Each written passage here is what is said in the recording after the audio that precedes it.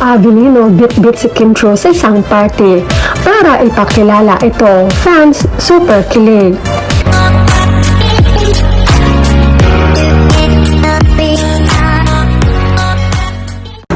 Avelino bit-bit si Kim Chiu sa isang party para ipakilala ito. Fans super kilig. Masaya ang mga tagahanga ng Kim Pao na makitang magkasama ang kanilang iniidolo sa isang party. Kagabi ay nagdiwang ng Christmas party ang Metcon at namataan namang magkasama sana Kim at Paolo. Kung magtatandaan, last year ay mag-isang dumalo ang aktor sa nasabing party, pero this year bit-bit na nito si Kim Chiu. Makitang masaya ang lahat, lalo na ang Kim Pao.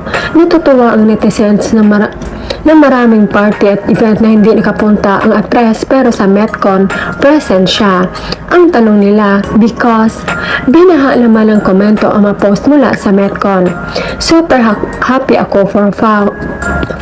Last year mag-isa lang siya ng Christmas party, and now look at him now. He's super happy standing behind Kim. Diba, siya na talaga ang may pinakamasayang Pasko ngayong taon. Plus one na niya si Kemi. Naiyak ako for them sa sobrang saya. Ang saya ng Pasko niya, yung umihiyaw, tumatawa, tumitili mag-isa. Normal pa ba to sa edad na 46? Diyos ko, Kim Pao, anong ginawa niyo sa akin? Hines Pao, hindi po mawala yan. Opo, Hines pag-ibig. Una, alam namin kung gaano kasaya yung Pasko at New Year niyo, lalo na next year sa mga birthdays niyo.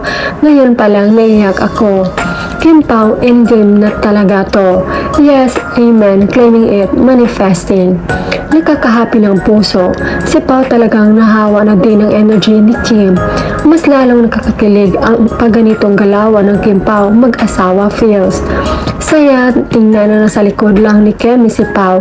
Napaka-natural lang na jowa galawan nila. Mas nakakakilig.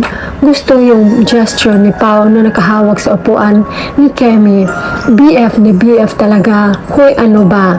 This is indeed a healthy relationship. Walang insecurities from each other. They enjoy being with friends of each other's friend. Kim Pao, love, respect ang meron sa kanila, just eye communication and body language. Alam na nila kung saan sila lulugar. Ipinapakita na nila ang totoo nilang relasyon. Sunod, aamin na sila. Saya natin ngayon palang kilig to the bones na tayo. Totoo yung pinagmalaki ni Pao si Kim dahil sa kanya ang lahat, ang pinapangarap ng isang lalaki. Nito pa, nagkasama na naman tong dalawa, ang sweet. Di na talaga to mapahiwalay kahit anong gawin sa mga bashers. Kinilig naman ako dito sa personal na lakad nila. Ito walang glam team o mga assistant na kasama. Salamat sa pag-share ng mga ganap nilang dalawa. Imbis na nasa group ng lalaki si Pao, talaga nasa tabi ni Kim. You beside me talaga ang peg. Bakod na bakod, wala nang kawala si Kim. Kay Paolo, kahit hindi amin nakikita mga mata ni Kim at Pao, ang saya at komportable nila sa isa't isa. Yung tipong kontento at may tiwala sila sa isa't isa. It's obvious na sila talaga magkasama palagi kahit meron o walang shows o movie. So, some love team after the movie hindi na magkasama, kanya-kanya na, pero sila even after What's Wrong with Secretary Kim, magkasama pa rin. Nasa tabi lang ni Babe, naghihintay ng go signal to join for the drinks.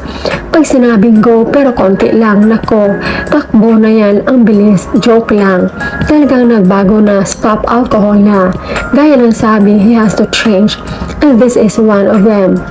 Dati pa ganyang party, alak ang hawak ni Paolo, ngayon tamang usap na lang, sobrang behave na. Sa kanila talaga ang taon na to, wala na taguan, okay lang ang aminan mga be. Kim Pao for real, not real.